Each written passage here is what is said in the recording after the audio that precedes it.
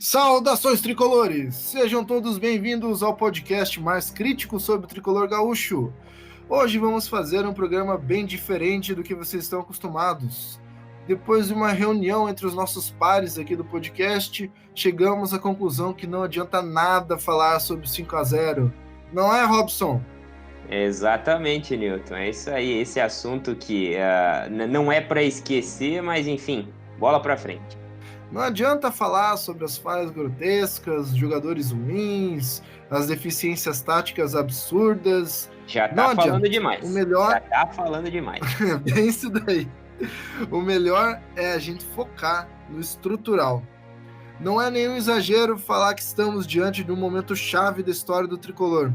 Um momento que era para se impor como um player importante do Brasil.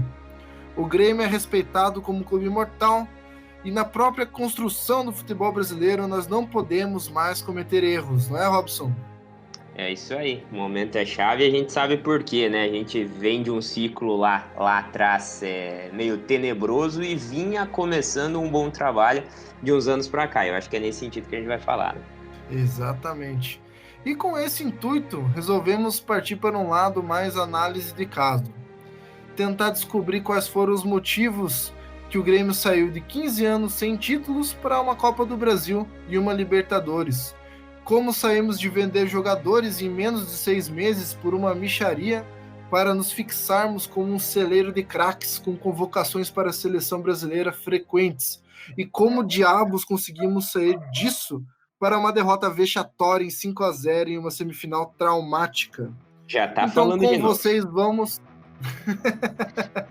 Então, com vocês, vamos ao primeiro episódio dessa análise, onde vamos cobrir os anos de 2013 até 2015. Segue a vinheta.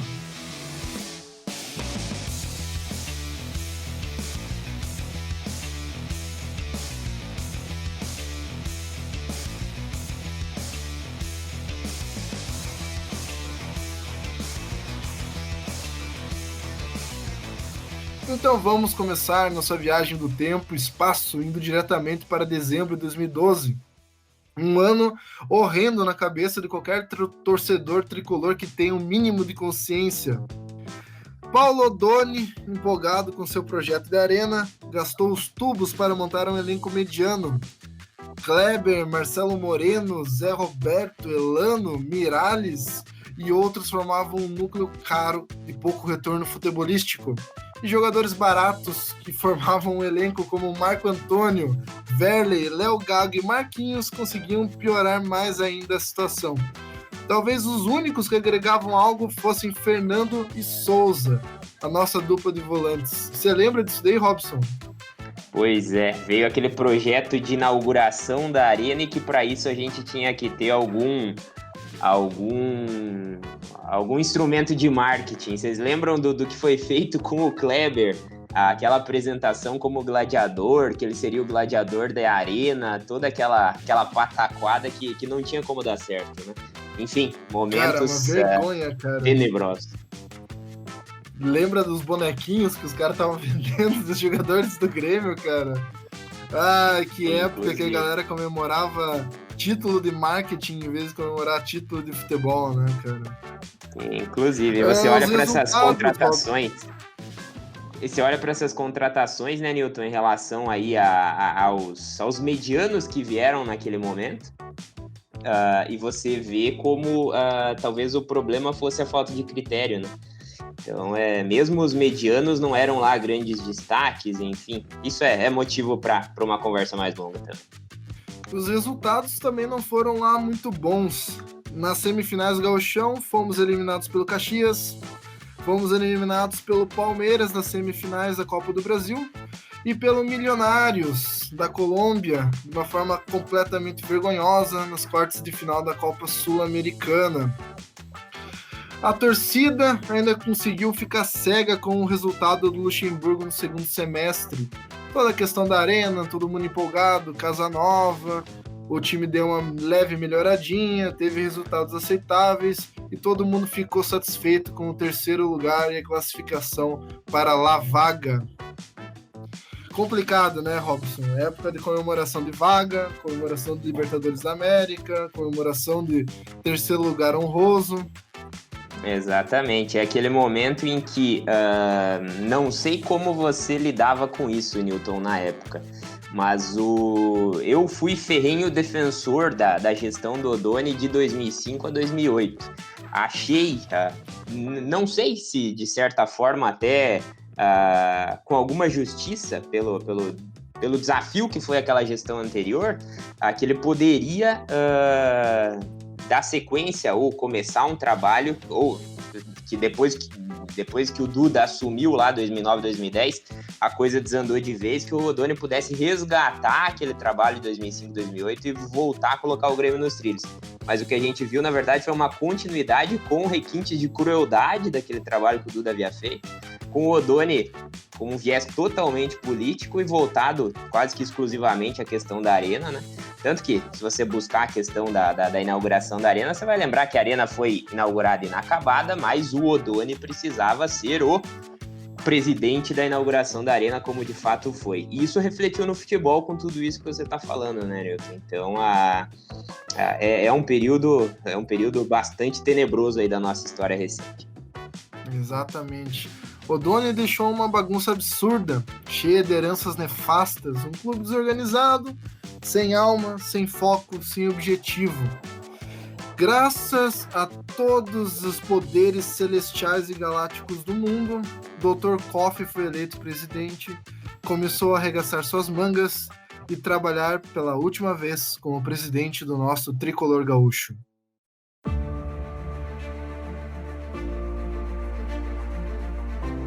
E agora vamos para o ano de 2013, um ano que também não foi um dos melhores da nossa vida como gremista, mas a parada começava a ter algum rumo, porque o Koff já vinha com uma visão diferenciada, né, Robson? Vinha assim, e assim, talvez a nossa expectativa fosse até maior do que aquilo que foi entregue já no ano de 2013, até pelos desafios de gestão que você acaba tendo quando você assume uma herança maldita, uma herança nefasta, como você falou, né, Nilton? Então o Koff pegou um trabalho bastante populista do Odoni e precisou consertar. E sobre isso a gente vai falar um pouco mais. Né? Koff começou o ano atrelado ao grande Vanderlei Luxemburgo, vulgo Lucha, que após uma intensa campanha da torcida, acabou quase que forçando o doutor a sua manutenção. E, como todo treinador, ele precisava montar seu elenco qualificado para encarar o desafio da Libertadores de 2013.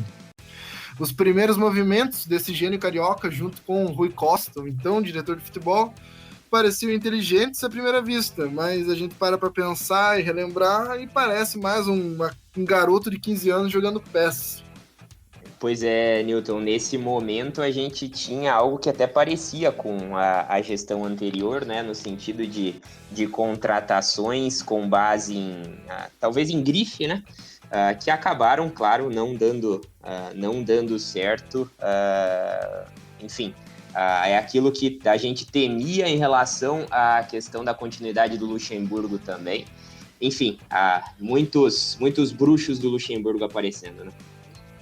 Exato, eu lembro daquela época que eu fui um dos críticos à renovação do Lucha, e olha que eu sempre defendi a manutenção de treinadores que têm bons resultados, entre aspas, né, porque o resultado final do brasileiro foi bom, porém os outros resultados foram horríveis, só que no caso do Lucha era uma tragédia anunciada, né, cara? A gente sabia que o elenco que ele tinha montado no ano 2012 já era um elenco que não tinha pé nem cabeça, e 2013 começou a montagem de elenco, trazendo uma galera nada qualificada, como André Santos, Vargas, Barcos, naquela fadada negociação do pacotão, onde a gente enviou 5 jogadores ruins pelo Pirata, que também é um prenúncio do que o Koff buscava como um estilo de contratação. Também vieram o Cris Pirulito, o Dida, para barrar o Groi, e o Pará foi contratado de forma definitiva. O grande Pará, que pelo jeito não existia. Tudo bem que lateral direito é difícil de se achar, mas não precisava avacalhar, né, cara? E toda essa galera já deixou o elenco gremista inchado e caro.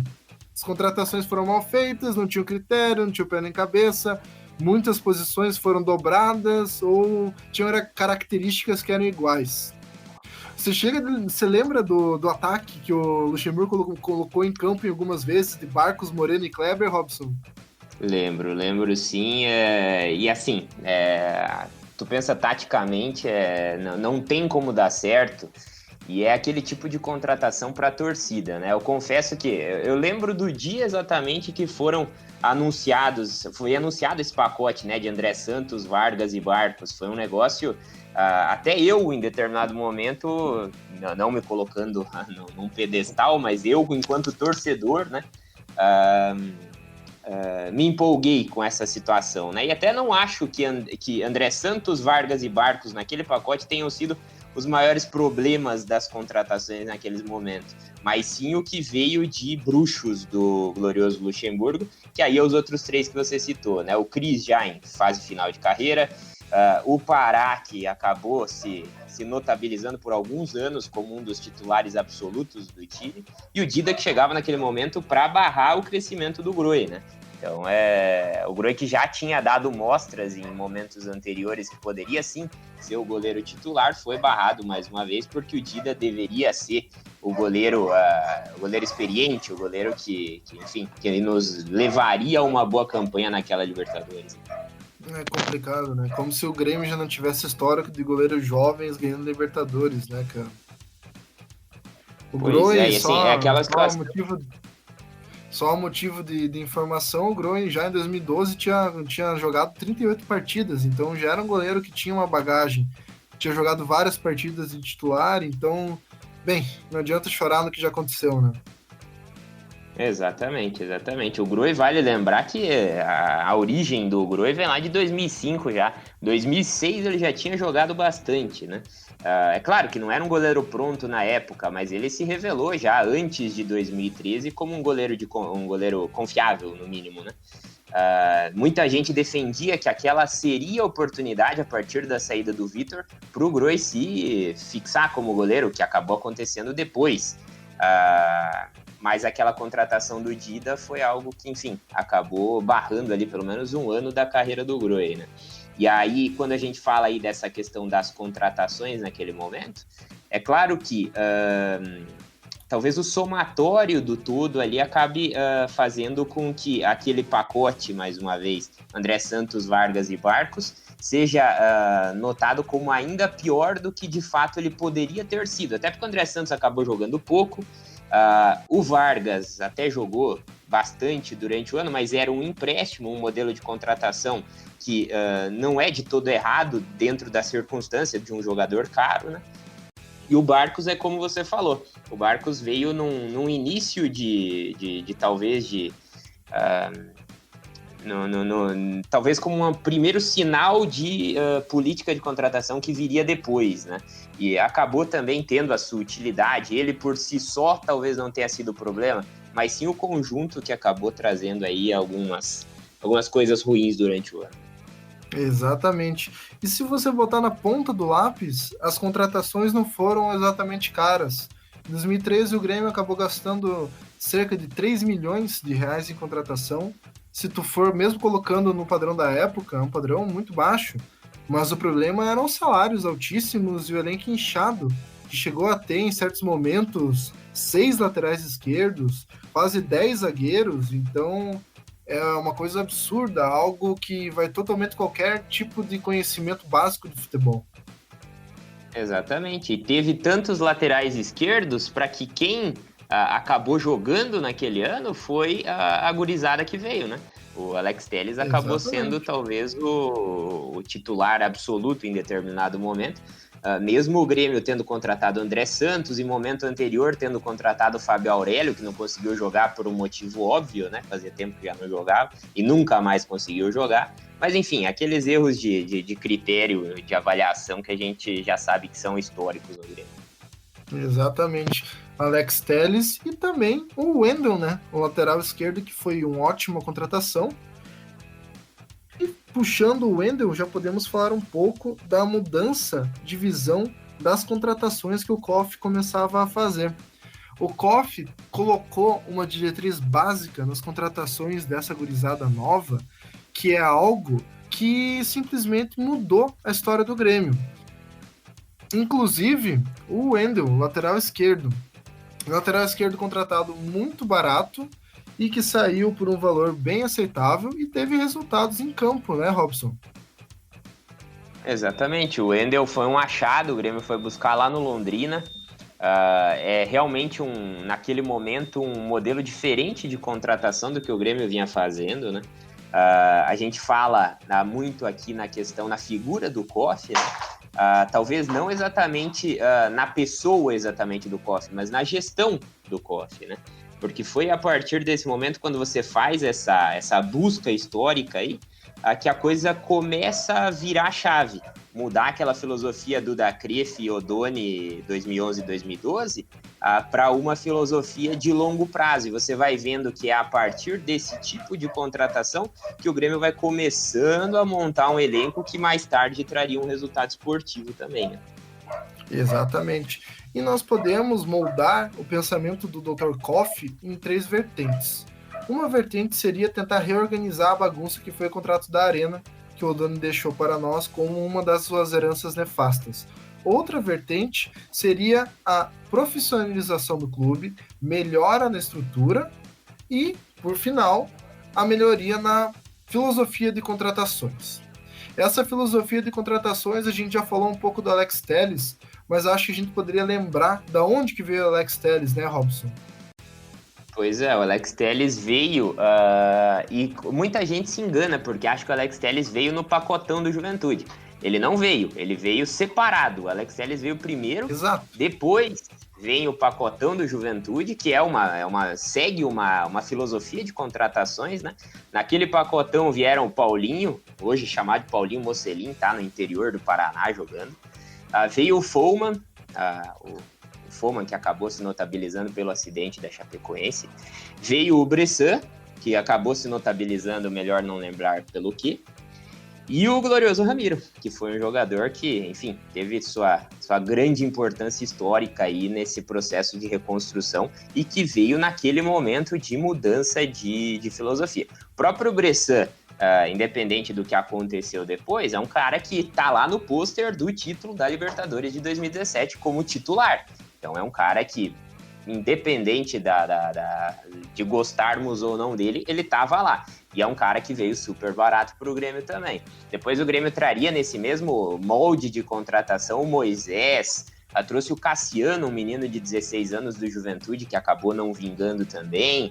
Mas aí o saldo é bastante positivo depois dessa mudança de filosofia de contratação, né, Nilton? Exatamente. Aquele pacotão de Juventude, incluindo o Alex Telles, custou apenas 1,5 milhão de reais. Quem foi o responsável por essa contratação e essa análise foi o Chapette, que naquela época era um dos diretores de futebol, só que mais focado para a base. Até 2012, o clube, a base gremista, contava em suma de jogadores contratados muito cedo de outros clubes, no máximo uma idade de 10, 12 anos, ou formados 100% no Rio Grande do Sul. Porém, com a vinda desse pacotão e com o foco do COF mudando, as contratações para a categoria de base mudaram completamente a história do clube. Antes, a base, que era focada em títulos, começou a ser focada agora em formação de jogadores para o time profissional, não é, Robson? É isso mesmo, tanto que foi nesse momento e a partir dessa filosofia que o Grêmio trouxe jogadores já, entre aspas, prontos de outros clubes, né? Foi assim que o Grêmio foi buscar o Luan, foi assim que o Grêmio foi buscar o Pedro Rocha, foi assim que o Grêmio foi buscar o Everton. São jogadores que não tiveram muito tempo de base no Grêmio. Eles chegaram até, passaram ali um período pela base ou pela transição, para não tão depois assim aparecerem como solução no time titular do Grêmio, não só no time titular, mas no time profissional como um todo. E sobre o retorno dos três, a gente não precisa nem comentar. Exatamente. E com essa profissionalização do setor de base, buscando um foco muito mais no desenvolvimento técnico e psicológico de jogadores, a gente deixou de ser refém de lampejos aleatórios como Douglas Costa e Ronaldinho Gaúcho, que eram caras que chegavam no time, entravam como solução muitas vezes muito cedo, mas só que não estavam acompanhados de outras revelações da base, mais ou menos no seu critério técnico equivalente. Você acabava tendo os caras isolados, jogados num canto, aquela bola jogada pro cara e vai lá e resolve. O Grêmio mudou a filosofia, o Grêmio começou a procurar em outros times uma complementação do seu trabalho de base, que, claro, já era bom, mas não é o suficiente para você estar falando, nossa, o Grêmio revela bem em todas as posições. A gente sabe que historicamente alguns clubes são melhores em revelarem alguns jogadores. O Palmeiras tem uma visão histórica na academia de jogadores dos goleiros. O Santos é revelador histórico de atacantes. E não tem como você falar que o Grêmio não tinha uma história de revelar tanto atacantes, bons meio-campos, mas só que faltava alguma coisa, faltava uma complementação, faltava um trabalho mais coeso na base. E isso é legal a gente estar enxergando, porque antes dessa mudança de visão, era muito focado naquela questão que a gente sempre via uma notícia que o Grêmio ganhava um título na base. O Grêmio foi o melhor time no campeonato de Toulon, ganhou de goleada de vários times. O Grêmio foi o melhor time brasileiro no campeonato sub-20. O Grêmio ganhou um título de sul-americano sub-20. Era uma coisa focada em títulos. E o resultado da base não pode ser focado em títulos. O resultado da base tem que ser, como a gente já falou, um resultado tanto financeiro quanto desportivo. E isso é algo que é plantado na gestão do COF. Claro, não esquecendo tudo que aconteceu antes, mas é plantado muito na gestão do COF, girando também em torno da criação de uma profissionalização de um departamento de análise, de um departamento em que você conseguiria ter um aproveitamento melhor desses jogadores que já eram bons da base do Grêmio e dessas novas contratações. É bem por aí, Newton. E aí a gente tem a virada de chave no sentido de formar jogadores para o Grêmio. Quando você fala ali de Douglas Costa, de Ronaldinho Gaúcho, que foram jogadores que, sim, se criaram na nossa base. Esses, sim, são desde pequenos jogadores da categoria de base do Grêmio e se profissionalizaram pelo Grêmio. Mas se você for buscar mais uma vez a questão do retorno futebolístico, o retorno esportivo que eles deram ao Grêmio, o Grêmio acabou formando esses jogadores pro futebol, mas não pro próprio clube, no caso. Agora, essa mudança de filosofia de daqui a pouco buscar jovens valores que não necessariamente tenham sido criados como um todo no Grêmio e preparar eles para servirem de estrutura para o time principal, foi o que mudou essa questão da prioridade da base, né? A gente tem aí alguns nomes hoje, muita gente diz prontos para entregarem também alguma coisa no profissional, mas a gente tem, então, a partir dessa mudança de filosofia aí, alguns exemplos, como foi o caso dos já citados, em que o Grêmio teve o bom trabalho de buscar prontos em outros clubes e trazer para cá, porque talvez aquele momento fosse de um pouco de escassez na nossa base, né? De jogadores que estivessem na base do Grêmio lá naquela geração 2013, 2014, que estivessem prontos para servir ao profissional. O que foi que o Grêmio fez então? Foi buscar fora. Hoje, a gente tem aí uma série de jogadores, Guilherme Azevedo, Ferreira, o próprio menino que está na Sub-17, o Diego Rosa, que são jogadores que o Grêmio está trabalhando de uma forma diferente já há alguns anos, né?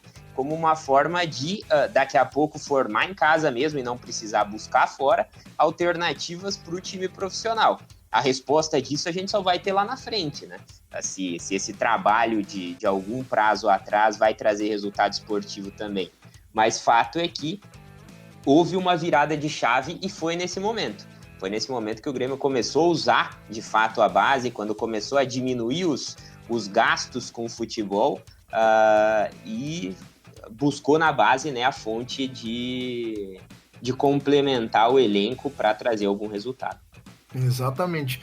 Mas não adianta a gente falar de base sem falar da questão financeira do clube. Nenhuma base funciona sem ter no mínimo uma sedimentação em dinheiros que são importantes para a nossa vida. Não sei se vocês compreendem o quanto é importante para um clube de futebol ter uma solidez financeira para que esse projeto tome forma e possa ser realizado com calma, para que o próprio clube não fique refém de vendas aleatórias para a Europa. E a maior herança de Fábio Koff, sem dúvida, foi a reedição do contrato da Arena. Foram 22 meses de negociação desde que ele assumiu em janeiro de 2013 e quase no finalzinho do seu mandato, Koff nos deixou o seu maior presente. Através das suas mãos, o Grêmio deixaria de ser um mero locatário do estádio para ter participação ativa, inclusive nos lucros. O contrato foi alterado inicialmente em junho de 2013 e finalizado em outubro de 2014. Garantiria ao Grêmio repartição do lucro sobre os sócios e diminuição de 70% nos gastos até 2014. Depois um pequeno aumento pelo financiamento efetivo da Arena, que custa hoje cerca de 1,5 milhões por mês e continuará a ser pago até 2034, quando a Arena de fato será do Grêmio, isso se a promessa eterna de compra da Arena não se cumprir antes. Sem esse contrato novo, o Grêmio sem dúvida acabaria quebrando em pouquíssimo tempo, visto que o custo anterior beirava quase os 3,5 milhões mês e o time gaúcho mal tinha controle de seu estádio. É importantíssimo visar que essa mudança do contrato da Arena é o que viabiliza toda a construção da base do Grêmio, não é, Robson? Exato, é aquela situação do bastidor, da retaguarda, né, que precisa tá caminhando bem para que o futebol caminhe junto, né? Então, sem dúvida, administrativamente, desde 2013, desde o início de 2013, o Koff já começou a plantar seus frutos, né? Na questão esportiva da coisa a gente já comentou, de daqui a pouco o desafio de gestão, de daqui a pouco ter que mandar embora um Luxemburgo que era adorado pela torcida, ser uma dificuldade, mas sim, desde o início da sua gestão ele já começava a plantar esses frutos aí em relação à questão da Arena, em relação às mudanças de filosofia, enfim, que acabariam trazendo resultados positivos futuramente. Isso aí. Voltando a 2013, o final da temporada foi esperado por todos. Fomos eliminados cedo no Gauchão, caímos nas oitavas de final da Libertadores e o Grêmio voltou a trazer Renato Portaluppi para Casa Mata, não é, Robson? É bem por aí, Newton. Na verdade, o Gauchão, vale lembrar que naquele ano o Grêmio não teve nem final de turno. O Grêmio ainda era aquele modelo de Copa, Taça Piratini, Taça, não sei, não lembro qual nome, mas enfim, naquele momento o Grêmio não chegou sequer às finais de turno. Então, mais um dos vexames do Grêmio naquele momento. Em relação à questão da Libertadores, o Grêmio foi eliminado pelo Santa Fé da Colômbia naquele fatídico jogo do pênalti da expulsão do Cris. É até interessante você olhar para aquele jogo. Se você olha os melhores momentos, você vê a situação da Arena. A Arena com a geral interditada por conta do episódio contra a LDU, mais uma evidência de que a Arena talvez tenha sido inaugurada às pressas por motivos já citados. E voltando à questão dos resultados, na volta, embora o Grêmio tenha, mesmo com um jogador a menos, ganhado do Santa Fé na Arena, fez 2-1 com o gol do Fernando, quando já tinha um jogador a menos, o Grêmio foi à Colômbia e perdeu, numa falha daquela nossa inesquecível dupla de zaga, Wehrle e Bressan. O Grêmio seria eliminado então com uma derrota de 1-0. Teve aquele lance do Vargas também, que perdeu um gol feito naquele jogo, que poderia ter mudado alguma coisa, mas seria só para prolongar o sofrimento, porque aquele time não tinha condição de ganhar qualquer coisa. Tanto que, algum tempo depois, chegou a hora do Luxemburgo cair, né? Até teve determinado momento em que o Grêmio iniciava aquela intertemporada por conta da Copa das Confederações, que naquele ano se realizava aqui no Brasil. O Grêmio já tinha feito 17 dias de intertemporada, quando aí sim veio o anúncio da demissão do Luxemburgo. Qual é o tamanho do erro de gestão do COF, da Departamento de Futebol naquele momento? não cabe a nós discutir agora, mas fato é que aquela foi uma das viradas de chave também, e talvez a oportunidade que o COF já dava mais uma vez, a gestão COF dava algum sinal de que não estava muito contente com a gestão Luxemburgo do futebol. Veio a demissão do Luxemburgo e aí sim o Renato reassumiu o Grêmio, depois de já ter passado pelo clube em 2010, quando ele substituiu o Silas e levou o Grêmio lá, na época, a melhor campanha de um segundo turno de Brasileiro. Então ele assumiu o clube em julho de 2013 e levou o Grêmio ao segundo lugar do Campeonato Brasileiro. O Grêmio foi vice-campeão do Brasileiro de 2013 e vale lembrar que aquele Grêmio teve um dos piores ataques do campeonato, mesmo ficando como vice-campeão, mas teve a melhor defesa do campeonato também. Teve a melhor defesa, e não sei se você lembra, Newton, mas várias e várias vezes aquele time jogava com 3 volantes e 3 atacantes. Jogava com Ramiro, jogava com Riveiros e Souza, por exemplo, e lá na frente tinha Vargas, Kleber e Barcos. O Grêmio fazia um gol e se retrancava de um jeito que você jamais imaginaria que um time com Vargas, Kleber e Barcos faria, mas fez. E a campanha do Renato naquele momento, o resgate do Renato, mais uma vez, foi bastante positivo. Em contrapartida, Copa do Brasil, Grêmio eliminado pelo Atlético Paranaense, na semifinal daquela Copa do Brasil. O que viria a acontecer novamente nesse ano que a gente conversa. Naquele ano, o Grêmio empatou em casa por 0-0 com o Atlético Paranaense e foi jogar, na época, na Vila Capanema ainda, não lembro exatamente, acho que a Arena estava em reforma na época, e o Grêmio tomou um gol do De La Torre, num daqueles lances maravilhosos em que quem falha é o glorioso Wehrley. Mais uma vez o Wehrley, protagonista de uma eliminação nossa, falhando na cobertura no lance em que o De La Torre faz o gol de cabeça e o Grêmio via mais uma oportunidade de título passar muito perto, porque o Atlético Paranaense iria para a final e perderia aquela final para o Flamengo do glorioso Hernani Brocador. Cara, eu nunca vou esquecer do levantamento que eu fiz na época sobre o Wehrley, cara. Eu fiz um levantamento meio grosso com as estimativas de gols entregues que ele teve no Atlético Mineiro e no Grêmio, cara. E ele tinha uma média de gols entregues melhor que de muito atacante que a gente tinha no elenco.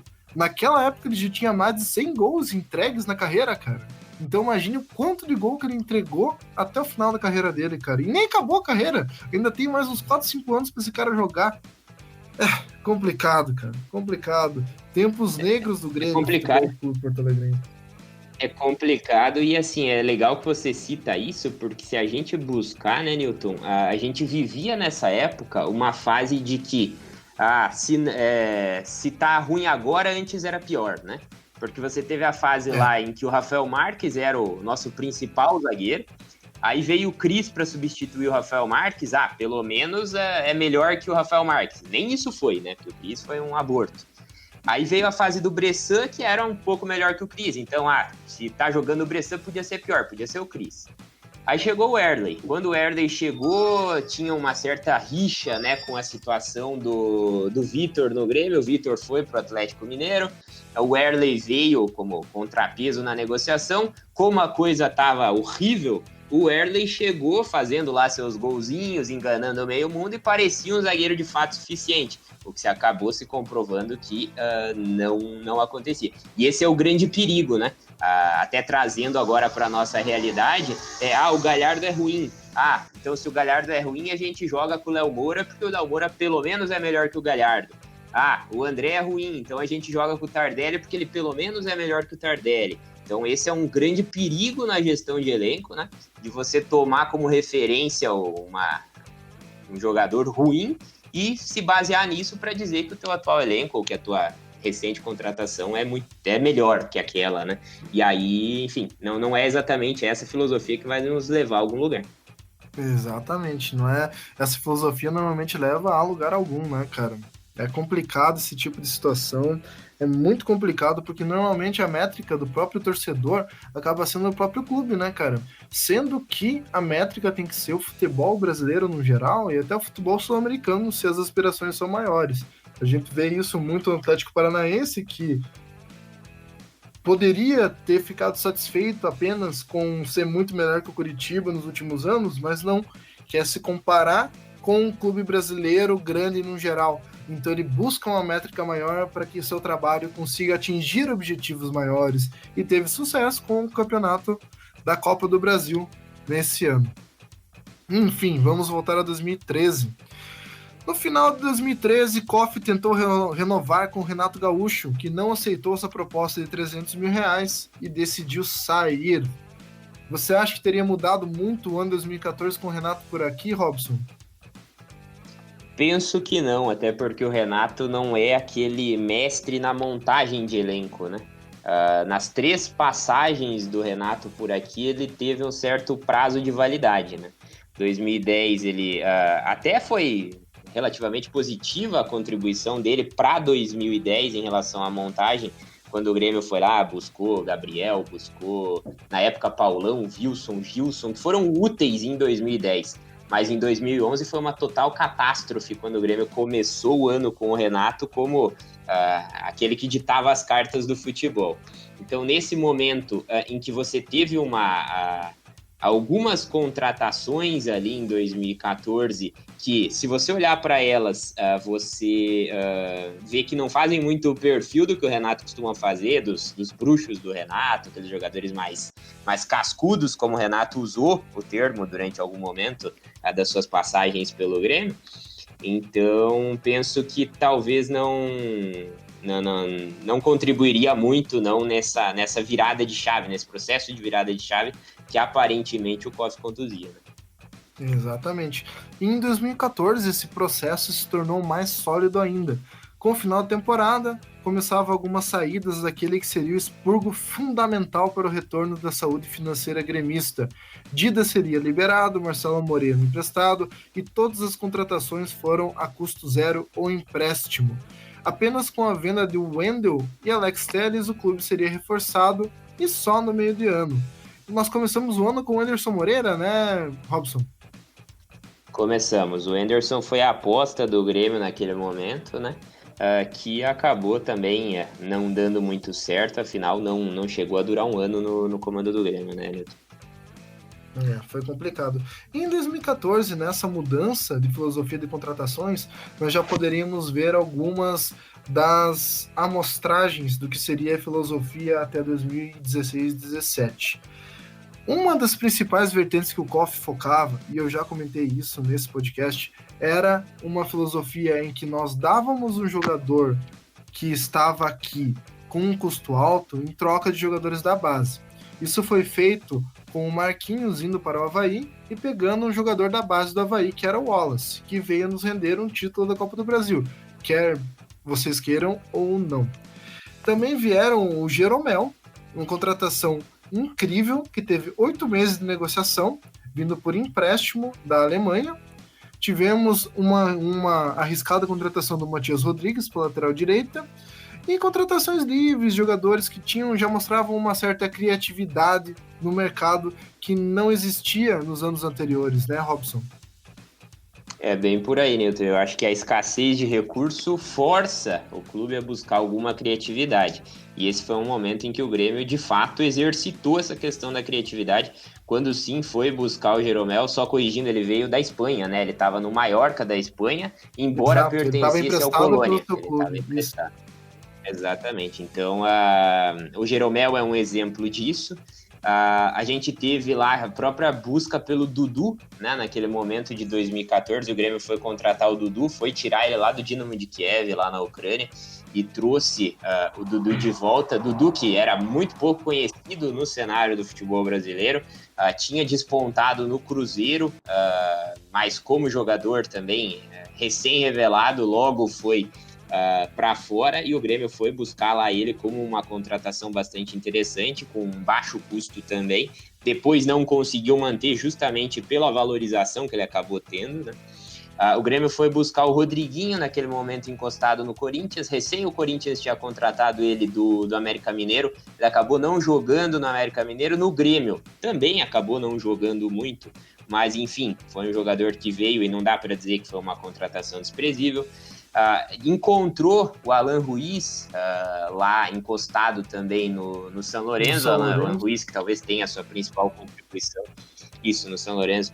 O Alan Ruiz, que talvez tenha a sua principal contribuição naquele Grenal, mas é um jogador que eu tenho a impressão poderia ter sido melhor utilizado pelo Grêmio.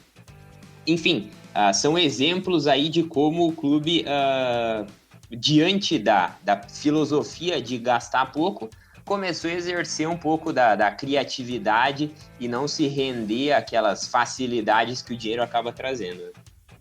Exatamente. E o dinheiro que estava melhorou um pouco a situação, conseguimos baixar um pouco a folha salarial. A folha salarial em 2013, em questão de métrica de comparação, era cerca de 7 milhões e meio de reais por mês em fonte oficial e até 10 milhões em fonte extraoficial. Hoje em dia o valor seria equivalente a 14 milhões de reais, corrigido a inflação, que seria um valor altíssimo para os estudantes brasileiros de hoje em dia, que é um padrão alto, é um padrão de gastos jamais antes visto no futebol brasileiro. A folha média dos clubes em 2013 era de 7 milhões. Em 2014 já tivemos uma diminuição da folha base do Grêmio para 7 milhões, 6 milhões e meio, algo que começou a ficar um pouco mais na realidade do futebol brasileiro, já bem abaixo dos grandes clubes que começavam a investir mais e estavam mais ou menos em média de 9 milhões gastos por mês, e o Grêmio baixava bastante a sua oneração mensal em base dessas contratações que eram em empréstimo, jogadores livres, e sempre focando naquele perfil que é um jogador que está em baixa ou está em um lugar que ele não está satisfeito, querendo mostrar alguma coisa. Isso focado no time titular e, como eu já disse várias vezes, no time de base, jogadores que eram investimentos para o futuro. Na minha visão, esse tipo de contratação é o que sempre tem que ser feito num time profissional de futebol. Para mim, de pouco adianta você contratar jogadores que já estão prontos, que já estão no seu auge, se você não tem financeiro para isso, como o Grêmio. Se você for um Flamengo, um Palmeiras, o problema é deles. Mas um time que tem uma realidade financeira como o Grêmio não pode se dar ao luxo de trazer um cara que já está no auge ou já passou no auge e pouco vai ter a acrescentar além daquilo que ele já mostrou na carreira. As contratações de Dudu, Rodriguinho, Alan Ruiz foram jogadores que tinham uma escala potencial para atingir. Então foram contratações acertadas. Não é, Robson? O acertado e o jogador já, vamos dizer assim, já consolidado, eu acho um pouco relativo, Nilton. Eu acho que aquele jogador que já está no auge da carreira, ele pode ser positivo, desde que você não busque jogadores que já passaram do auge para serem os complementos de elenco, né? Então, até os jogadores que já passaram do auge podem ser úteis numa composição de elenco, desde que você tenha uma estrutura de elenco, que é o que o Grêmio começou a construir nesse momento. Tanto que se você pegar daquele time de 2014, o goleiro era o Marcelo Groi, que futuramente seria campeão da América com o Grêmio. O zagueiro, o Jeromel, demorou um pouquinho para se consolidar, mas é nesse momento que ele chega e futuramente seria o capitão do time campeão da América. Você tem o próprio Ramiro, que já começava a figurar no time, já era figura bastante presente no time e que seria titular daquele time campeão da Libertadores também. Tem a própria contratação do Fernandinho, que independente do retorno esportivo que ele tenha dado antes, ele acabou sendo uma figura importante no momento do título da Libertadores também, com o gol. É claro que é complicado resumir o retorno esportivo do Fernandinho naquele momento ao gol o gol que quase deu o título, o primeiro gol lá da final na Argentina. Mas fato é que, enfim, era um titular do time campeão da América também, e daqui a alguns anos nossos filhos e netos vão olhar para trás e vão imaginar, nossa, esse tal de Fernandinho que deu essa arrancada devia ser um negro maravilhoso, né? Olha que arrancada. Exatamente. É aquelas coisas que ficam, né? Aquelas coisas que ficam do cara que fez um gol bastante importante e que chegou ao Grêmio nessa época também. Então, talvez eu tenha esquecido de alguém aí nesse resgate de 2014, mas fato é que o Grêmio começava aí sim a construir aquela estrutura de time que futuramente traria resultado futebolístico bastante positivo para nós. Né? Exatamente. E como nós mencionamos, o Grêmio veio a vender o Wendel e o Alex Telles. E as contratações de meio de ano foram o Fernandinho, por 6 milhões de reais, e o Juliano, que se encaixa numa aposta válida até, pela idade dele, pelo retorno esportivo que ele poderia dar. O que veio a ser no futuro é discutível. Tem muita gente que não tem saudade, acha que poderia ter rendido melhor em outro time. Tem gente que odeia o Juliano, não quer ver nem morto, mas a intenção, eu creio que não tenha sido ruim, né, Robson? Concordo. Tanto que o Juliano ele teve suas fases no Grêmio, tanto positivas quanto não tão boas assim. Teve momentos em que foi utilizado pelo Felipão, por exemplo, mais próximo do ataque, e naquele momento ele se tornava artilheiro do time. Em outros momentos ele jogava quase que como um segundo volante. Não lembro se na época já com o Roger. Enfim, aquelas discussões que a gente vai ter de em que posição ele poderia ter sido melhor utilizado. Mesma coisa vale para o próprio Alan Ruiz, que a gente falava antes. Alan Ruiz teve momentos positivos que não só o Grenal. Ele fazia talvez o melhor jogo da passagem dele pelo Grêmio uma vez lá contra o Figueirense, no Orlando Scarpelli, quando ele se machucou e deixou de ter uma sequência que ele começava a ter naquele momento e que talvez pudesse consolidar ele no time titular. Então, voltando ao quesito Juliano, acho que o resumo do Juliano é esse, né? É sim uma aposta válida naquele momento, uma aposta cara, mas é aquilo que eu falava antes também. O jogador no auge, ele tende a ser caro, né? O clube tende a trazer o jogador caro quando está no auge, mas numa composição de elenco ele pode ser útil, como poderia ter sido mais ou menos o Juliano naquele momento. Exatamente. E nessas idas e vindas, o Grêmio ainda teve um saldo positivo de 3 milhões nesse ano, conseguiu ajeitar as contas, conseguiu baixar a folha e conseguiu agregar um pouco da filosofia do COF. Falando em filosofia do COF, tiveram 2 eventos em 2014 que foram cruciais para a reformulação do Grêmio. A contratação do SAP, o software alemão, e a entrega do CT Luiz Carvalho. Sobre o SAP, que virou meme da galera, um software alemão para cá, um software alemão para cá, qualquer contratação errada já caía na conta do software. Na minha visão, só virou meme porque o jornalista brasileiro não tem preguiça de passar vergonha. Sistemas de análise de dados existem há muito tempo no mundo, desde que o computador pesava 1 tonelada, e são utilizados pelo mundo do futebol há pelo menos 25 anos. Hoje em dia, qualquer clube de segunda divisão do Brasil tem softwares de análise e é impossível você trabalhar de forma competitiva sem um software de análise. O SAP é uma empresa alemã que faz softwares de gerenciamento e análise para uma gama imensa de setores, de indústria, comércio, para o meio acadêmico e, por acaso, também passa pelos esportes. O SAP comprado pelo Grêmio é o SAP Sports One, que é utilizado por clubes de hóquei, basquete, beisebol, handebol, diversos esportes. É inegável a necessidade que um clube tem de se desenvolver usando ferramentas tecnológicas de ponta. E o COF merece destaque por essa aquisição, pois o SAP é um dos melhores sistemas do mundo nesse quesito, é utilizado pela seleção alemã, enfim, é algo que agregou muito ao Grêmio, mas é uma ferramenta. Não adianta você ter uma Ferrari se você não sabe dirigir essa Ferrari, não é, Robson? Exatamente, a gente até comentava em off, né, Newton, sobre o fato de que a ferramenta tá lá, tem que, como você disse, saber usar e tem que querer usar, né? Fazendo um paralelo, é aquilo que a gente brincava, toda vez que eu entro numa livraria eu compro um livro em geral. Mas quem diz que eu leio o livro? Então eu tenho todas as ferramentas necessárias para melhorar a minha condição, mas acabo não fazendo por N motivos. Aí vale para o clube, por exemplo, para o Grêmio com essa ferramenta. Até que ponto o Grêmio usou ela? A gente não tem essa mensuração, não tem muito como ter enfim, esse parâmetro. Mas fato é que buscar nesse tipo de alternativa uma fonte para aquele trabalho que a gente sabe que, ou pelo menos acaba interpretando do trabalho, por exemplo, de gestão de futebol do clube, na própria questão do elenco, de contratações, os nossos diretores, dirigentes acabam não fazendo, que é a questão do conhecimento do mercado, que é a questão de acompanhar de fato os jogadores a ponto de ter uma convicção na hora de contratar. Então, esse tipo de ferramenta tende sim a ser bastante positivo e não utilizar ela é bobagem do conservadorismo. Exatamente. É o tal do pensamento mágico entrando em ação. É aquele negócio meio pensamento Renato, né Newton? Tem que estar lá dentro para entender o que acontece.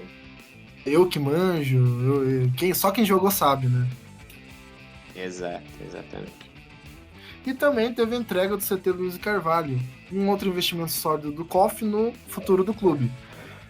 Diversas áreas estão sendo cobertas para culminar na profissionalização do clube entre 2013 e 2014. Nós passamos pelo estádio próprio rentável, mudança de filosofia das contratações, focando em base, ferramentas de análise de resultado e agora a entrega de um CT que na época era um dos melhores do mundo, era comparado com o do Barcelona, e tudo isso entregue pelo nosso querido COF. Porém, o futebol de 2014 não foi lá essas coisas, né, Robson?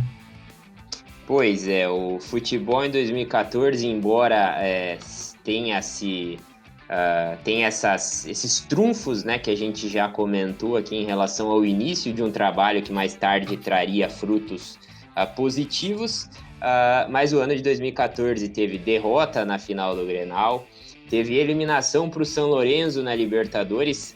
Lembrando que o Grêmio foi o time que mais deu trabalho para aquele São Lourenço, que seria campeão da Libertadores, afinal perdemos nos pênaltis para o São Lourenço. E depois, na Copa do Brasil, independente da causa, né, o Grêmio acabou sendo eliminado, já tinha perdido em casa para o Santos, foi quando do episódio do Aranha, em que não houve a disputa da volta, né? Muito por conta de toda a repercussão daquele caso. Então, no decorrer do ano, o Wenderson deixava o Grêmio. Quando ele saía do Grêmio, o Grêmio estava no 10º lugar do campeonato. Foi o momento em que o Felipão, pós 7-1, assumia o Grêmio para buscar, de alguma forma, talvez acender de volta a chama da sua carreira, né? Fez um Brasileirão mediano. O Grêmio terminou o ano lá em 7º lugar, terminou em 7º, mas mais uma vez com uma defesa bastante sólida, acabou ficando fora da Libertadores naquele momento, e por uma coincidência ali, por aqueles regulamentos esdrúxulos, o Grêmio sequer jogou a própria Sul-Americana no ano seguinte, né, porque pela posição em que ficou e pela conjuntura dos clubes que iam à Libertadores, tinha toda uma composição que fazia com que, se o Grêmio começasse a Copa do Brasil de 2015 já nas oitavas de final, ou o Grêmio passasse de fase na Copa do Brasil, como passou vencendo o Criciúma lá em 2015 depois, o Grêmio ficaria de fora, inclusive, da Sul-Americana. Então, aquele 7º lugar deixou o Grêmio no limbo. O Grêmio não foi nem para a Libertadores, nem para a Sul-Americana. Acabou resumindo o ano seguinte ao Brasileiro e à Copa do Brasil como competições mais relevantes, Newton. Exatamente. E também tem um evento muito importante na história do Grêmio, que foi a eleição do nosso querido Romildo Bolzan, o gordinho gremista mais falado em todas as redes sociais do Brasil, né, cara? Pois é, o Romildo vem naquele momento como candidato do COF, né? O COF apoiou o Bolzan naquele momento, até por isso o Bolzan, que era de certa forma desconhecido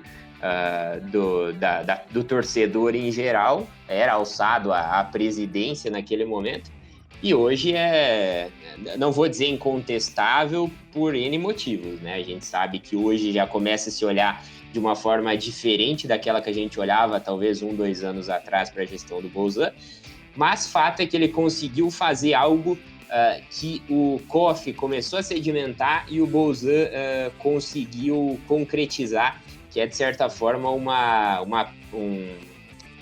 ele pacificou o clube politicamente. O Grêmio sofreu muito com a questão política em anos anteriores, né? Em especial nas gestões ali pós-Série B, por todo o problema que teve, né? Desde a época da ISL até Série B, até momentos posteriores. Mas fato é que hoje o Grêmio vive um momento pacífico politicamente. Até que ponto isso é positivo? É a questão da relevância da oposição, que penso eu ser bastante saudável, né?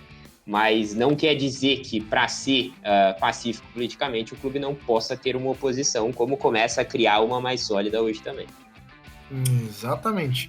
E com a contratação do Felipão, a não classificação para nenhum torneio relevante em 2015, nós temos uma busca do retorno para aquele Grêmio raiz, aquele Grêmio que utiliza jogadores jovens, e temos o expurgo de 2014, a barca gigantesca que o Grêmio liberou, que tem alguns jogadores.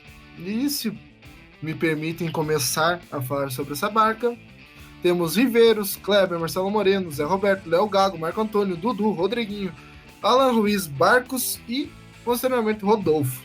Todos esses jogadores foram negociados e que foram, de certa forma, marcantes daquelas gestões anteriores. Jogadores que foram negociados pela necessidade, já que o Grêmio não estava em nenhuma competição que fosse relevante no status sul-americano, logo teria menos dinheiro entrando, mas também era necessário pela questão moral do clube. Muitos já chegavam ao seu limite, não tinham mais o que fazer no clube, não teriam retorno esportivo e tinham um custo caro. Logo, todo mundo foi embora, todo mundo foi liberado, cada um seguiu sua vida, e o Grêmio voltava em 2015 quase como uma tábua branca para o Felipão trabalhar e poder reconstruir o tricolor gaúcho. Com um elenco zerado, sem nenhum jogador caro, uma base salarial muito baixa, girando em torno de 5 milhões ao mês, sendo que os grandes clubes do Brasil estavam girando em torno de 8 milhões, algo muito aceitável para o nível que o Grêmio estava buscando reconstruir. Felipão teve alguns resultados duvidosos, não é, Robson? Duvidosos sim, Newton, duvidosos a ponto de fazer com que ele não tenha durado o ano de 2015. O Felipão protagonizou alguns momentos bastante constrangedores, como aquele jogo, não lembro exatamente contra quem, que ele sai antes do final do jogo e vai para o vestiário. Enfim, aquela fase ranzinza do Felipão pós... não só pós-Copa do Mundo, né, mas em especial pós-Copa do Mundo, em que ele, embora tenha, de alguma forma, ajeitado o time do Anderson, não conseguiu dar uma continuidade durante o ano de 2015, e durante 2015, então, o Felipão caía para a chegada do Roger Machado, que anos anteriores havia sido colocado lá como interino durante várias vezes, né, agora viria para ser efetivo depois de uma passagem pelo Juventude.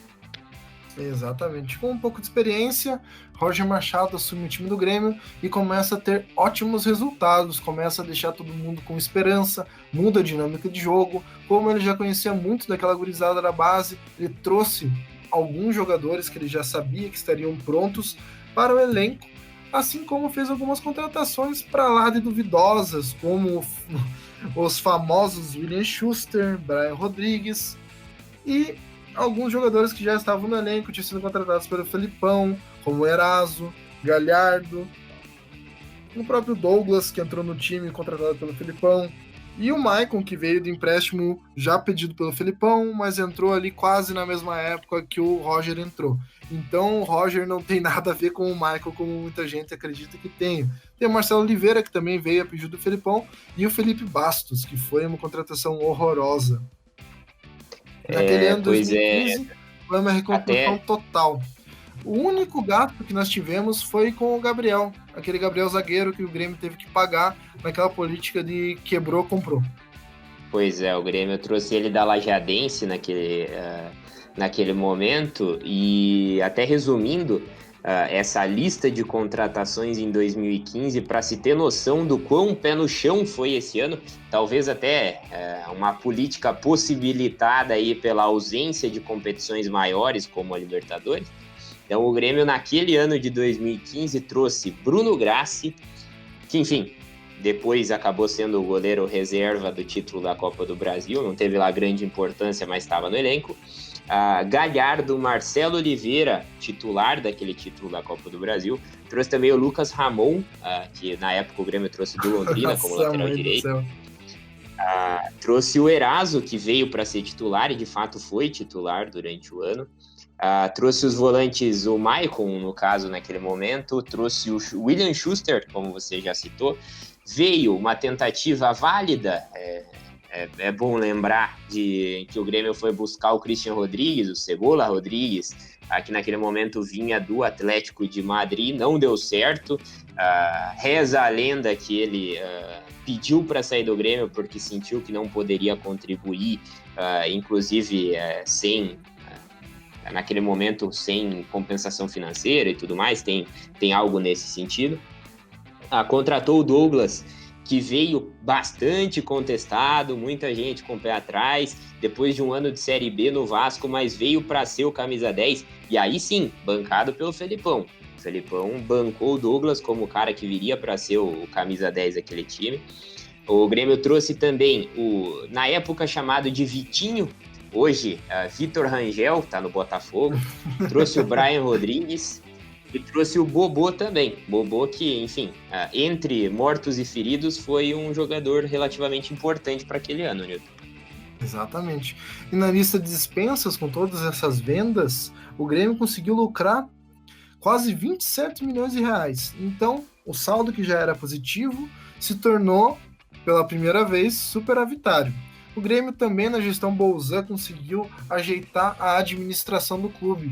Conseguiu fazer um novo organograma, profissionalizar, começamos a ter um CEO, começamos a ter um presidente mais responsável pela questão administrativa. O Grêmio começou a mudar de cara, começou a entrar para o futuro, se tornar um clube de fato, não um clube empresa, mas um clube administrado com vertentes pelo menos mais pé no chão, não tão, como o Robson falou, da pacificação política, não tão focado para a política, não querendo agradar a torcida, e sim querendo buscar resultados. E esses resultados um clube mais profissional, acontecer. Né? Um clube mais profissional. E 2015, quais foram os pontos altos e baixos na questão de resultados, Robson? Então, Nilton, 2015 teve o início do ano com a derrota na final do Gauchão. O Grêmio empatou com o Inter em 0-0 na Arena e foi jogar lá no Beira-Rio, perdeu 2-1 naquele fatídico jogo em que o Felipe Bastos vai tentar recuar e, enfim, erra o recuo. Se eu não me engano, é o Nilmar que rouba a bola e acaba, se não fazendo o gol, participando do lance do gol do Inter. Então, um jogo que já queimou a cara do Felipe Bastos no Grêmio. Teve a Copa do Brasil, em que o Grêmio... Pois é. Teve o jogo da Copa do Brasil, em que o Grêmio foi eliminado pelo Fluminense, empatou em 0-0 no Rio de Janeiro e depois empatou em 1-1 em casa.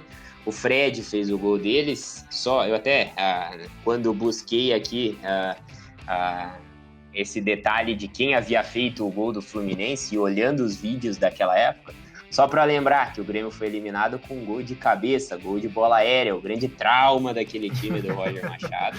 Era difícil. Era difícil. E foi o Bobô quem fez o nosso gol naquele momento, dando alguma esperança. Bobô, que não era titular naquele momento, entrou no time para fazer o gol que nos deu alguma esperança. Eu lembro de alguma coisa, acho que foi o Fernandinho que perdeu um gol que poderia ter nos classificado naquele momento da Copa do Brasil também. Em relação ao Campeonato Brasileiro, durante o Campeonato Brasileiro, após uma derrota para o Curitiba, foi a vez de o Felipão cair. Quando o Felipão caiu, como já dissemos, o Roger Machado assumiu. Roger Machado tendo assumido, o Grêmio teve uma evolução bastante grande, a ponto de, em determinado momento do ano, o Grêmio chegou a estar 6 pontos do líder do campeonato naquele momento, que era o Corinthians. Teve um enfrentamento contra o Corinthians lá em São Paulo, em que o Grêmio, inclusive, saiu na frente com um gol, mais uma vez, do Bobô, mas logo em seguida tomou o gol do Renato Augusto, e aquele foi um dos momentos que aquele ponto-chave, né? Aquele ponto divisório entre dá para ganhar o campeonato ou não dá. Aquele empate meio que jogou panos quentes sobre a expectativa, mas o fato é que o Grêmio terminaria aquele campeonato na terceira colocação, garantindo vaga a Libertadores, então, em um momento em que não se esperava tanto, né? Não se esperava tanto até por essa mudança de política, os poucos gastos, o elenco relativamente pobre, né? Por essa questão aí da barca que saiu em 2014 e as não tão significativas contratações para 2015, e aí buscando também, até para fazer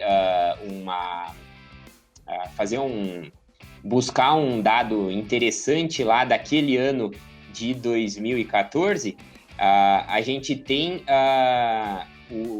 no Felipão o responsável por alçar o Pedro Rocha à condição de alternativa para o time titular do Grêmio, né? Tanto que em 2015 o Pedro Rocha já figuraria mais vezes no time titular como uma peça importante.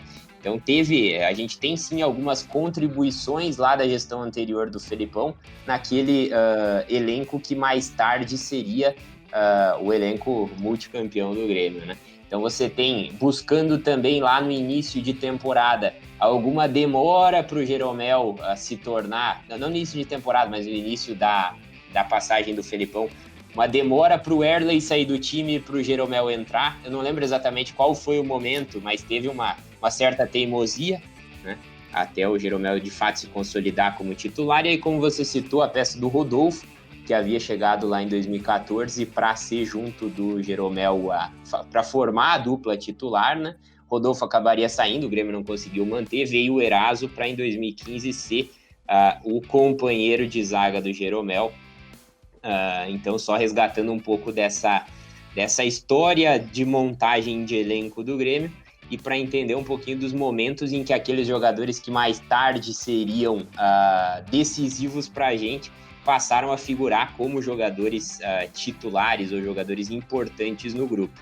E foi também no ano de 2015, mas lá no final, que o Grêmio dava passos importantes para a sequência aí, quando o Grêmio anunciava a renovação do Marcelo Groi. Naquele momento, o grande detalhe é que o Grêmio fazia um plano para a aposentadoria do Groi no Grêmio.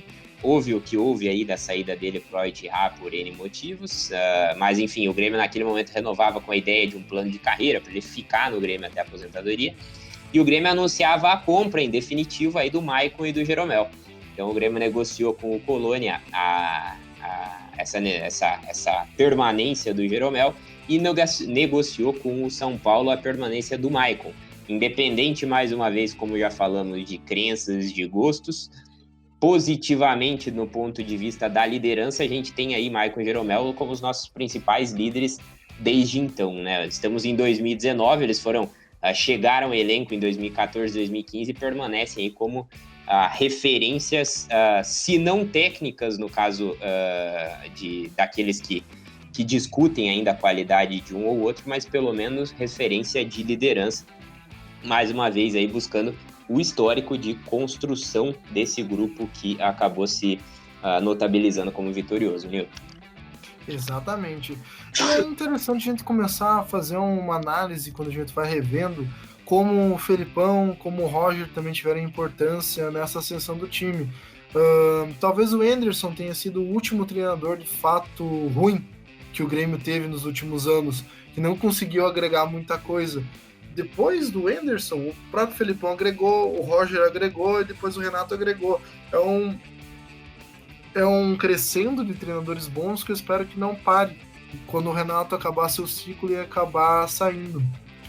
E foi muito bacana rever esses anos que se passaram para a gente ter um entendimento de como que o Grêmio vai chegando no ano 2016, né, Robson? É muito legal a gente rever, analisar, entender e aprender com o passado para que a gente não venha cometer os mesmos erros no futuro, né? É bem por aí, Newton. E assim, fiz questão até de não enfatizar muito nessa construção a questão dos grenais, mas a gente tem que citar, né? A gente tem que citar que 2014 e 2015 se notabilizaram, talvez tiveram como o principal resultado, como o título do ano para o Grêmio, nos 2 anos, as vitórias nos Grenais, né? Então, em 2014, o Grêmio fez aquele 4-1, de certa forma inesperado, né? Jogo em que o Alan Ruiz se consagrou aí na história do Grêmio. E 2015 veio o glorioso 5-0 e o baile para cima do Inter com as piadas que duram até hoje e eternamente durarão, até porque aqueles resultados acabaram jogando no lixo, no esquecimento, o resultado do 5-2 lá de 97. Hoje se fala muito pouco em Fabiano, se fala muito mais em Hever Contra, em Alan Ruiz e essa história recente, que naqueles momentos, de fato, foram anos em que o Grêmio não teve títulos, foram anos difíceis na época para o torcedor do ponto de vista de resultados, mas que acabaram se comprovando nesse resgate histórico como anos importantes na construção do elenco, mais uma vez a gente ressalta, e que tiveram como ápice, ambos, tanto 2014 quanto 2015, essas vitórias nos Grenais no Brasileiro, ambas na Arena, né? E, enfim, motivos para piada por um bom tempo. Exatamente. Era aquele sentimento de coisa boa tava vindo, né, cara? Tava começando a construir algo bacana na nossa história futura. E acho que encerramos por aqui, né, Robson? É isso aí, Newton. Tem muita coisa para discutir, daria para entrar muito mais nesses assuntos, mas enfim, a gente tem tempo escasso também. Exatamente, não dá para ficar se alongando demais. Agradecer as pessoas que foram base desse Grêmio, ao Dr. Koff, que está nos olhando lá no céu, uma pessoa fundamental em todos os títulos importantes que o Grêmio teve, um ser histórico, algo incrível que nós tivemos o prazer de ver ser presidente. Vocês não estão ligados quão importante que é isso, a gente está tentando relembrar um pouco vocês, mas é algo incrível que a gente teve essa oportunidade de ver o Dr. Koff ser presidente por uma última vez. Infelizmente ele se foi, mas tenho certeza que ele curtiu pra caralho os títulos que a gente veio a ter. E agradecer às outras figuras que tiveram importância no Grêmio, ao Felipão, ao Roger, as figuras mais de bastidores que a gente comentou um pouco, até o próprio Rui Costa, o Chávari, que foi um dos diretores da categoria de base, o Chiapete, o Barleta, que hoje é um dos diretores da nossa categoria de base. São figuras importantíssimas que às vezes são um pouco faladas na nossa história do Grêmio. E é até legal citar os nomes, né, Newton? Porque quando a gente fez esse resgate histórico, a gente buscou, comentando entre nós, né, Newton? Não endeusar nenhum nome. É claro que o Koff, para nós, não tem como não endeusar, né? Mas buscando aí, seja através do Chávari, do Barleta, do Chiapete, do próprio Cristiano Keller também, enfim, que passaram pelo Grêmio recentemente, aí fizeram parte dessa gestão um pouco mais profissional do que de outros momentos. É legal a gente citar o nome deles porque, de fato, são nomes que, de certa forma, acabaram mudando a história do Grêmio. Exatamente. E vamos deixando vocês por aqui. Agradeço pela audiência, agradeço pela paciência, agradeço pela existência de vocês que escutam o nosso podcast. Espero que vocês estejam ansiosos para o ano de 2016 e o ano de 2017. Nós com certeza estamos ansiosos para produzir essa pauta, para conversar sobre esses anos que são gloriosos da nossa história recente. E um grande abraço a todos vocês. Robson, tem mais algum tchau para dar? Alguma consideração final? Não, é isso aí, Newton. Acredito que já nos alongamos bastante e a ideia é essa mesmo. Mais uma vez, ressaltando isso que você falou, é até um hobby discutir, buscar um pouco da nossa história aí, olhar para trás e ver o quanto foi sofrido, aprender com os erros, enxergar acertos que ficaram escondidos também, né? Para justamente a gente conseguir olhar com uma visão um pouco mais global o que está acontecendo agora e até se preparando, né? até para a gente nos preparar em relação a como vai ser essa transição 2019-2020, porque ela tende a ser decisiva para os próximos anos aí do Grêmio. Até básico isso, é óbvio falar isso, mas é perigoso, essa transição aí é perigosa. Exatamente, é essa a nossa intenção com essa retrospectiva geral e uma perspectiva do futuro nos episódios finais sobre o que vai acontecer com o nosso tricolor gaúcho. Então é isso aí, galera, um grande abraço e até mais. Falou! Valeu, um abraço!